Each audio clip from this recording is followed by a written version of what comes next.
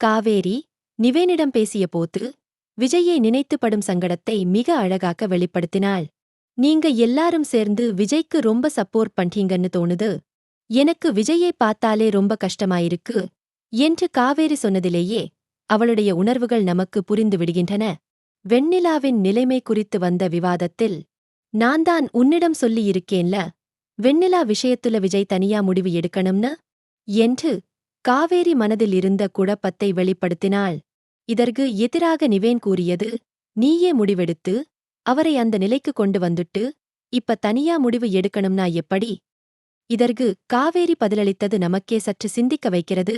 அவரோட உணர்வுகளை நான் புரிஞ்சிக்காம இல்ல, ஆனா இப்ப நான் அவரோட அந்த வீட்டுக்குப் போனா கண்டிப்பா அவரை கஷ்டப்படுத்திடுவேன். இங்கே கதையின் மையப் பிரச்சனை என்னவென்றால் வெண்ணிலாவின் மனநலம் மட்டுமே. வெண்ணிலா அந்த வீட்டுல இருந்தாதான் சீக்கிரமா குணமாவா என்று டாக்டர்கள் சொன்னதை காவேரி வலியுறுத்தினாள். ஆனால் அவளது மனதில் இன்னும் தெளிவில்லாமல் இருந்தது நமக்கு புரிகிறது. கொஞ்ச நாளைக்கு என் மனசு சமாதானத்துக்கு வருதான்னு பாப்போம். அதுவரை யாரும் என்னை ஓர்ஸ் பண்ணாதீங்க என மிக மென்மையாக கேட்டுக்கொள்ளும் காவேரியின் கதாபாத்திரம் ரசிகர்களின் கவனத்தை ஈர்த்திருக்கிறது. மற்றொரு பக்கத்தில் மாமியார் மருமகள் உறவு குறித்த கேலிச் சம்பாஷணைகள் நம்மை சற்று ரிலாக்ஸ் செய்தன. இதெல்லாம் எடுத்துட்டு உங்க மாமியார் வீட்டுக்கு போய்கொடு, சிரிச்ச முகத்தோட வாங்குவாங்க எனும் பேச்சில் குடும்ப உறவுகளின் சின்ன சின்ன ரசனை வெளிப்பட்டது.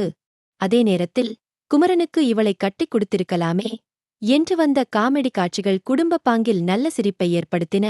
அடுத்ததாக வீடு திரும்ப வந்த காட்சியில், என்னப்பா கால்ல சுடுதண்ணி ஊத்திட்ட மாதிரி அவசரமா பறக்குறீங்க என்ற கேலியான பேச்சிலும் அதற்கு பதிலாக பொண்டாட்டியை அழைக்க பொறுப்பா வந்திருக்கிறேன் என்று பதிலளித்ததும் ரசிக்க வைத்தது. இறுதியில் திருட்டு கல்யாணம் பண்ணின பாவத்துக்குத்தான் ஆண்டவன் இப்படி ஜோடி சேர்த்து வச்சிருக்கான் என்ற சுவாரஸ்யமான குடும்ப கலாட்டா மற்றும் சிறு சண்டைகள் தொடரை இன்னும் குதூகலமாக்கின. மொத்தத்தில் இன்றைய மகாநதி எபிசோடு குடும்ப உணர்வுகள், காதல், உறவுகள் மற்றும் நகைச்சுவையை சரியான கலவையில் கொடுத்திருக்கிறது.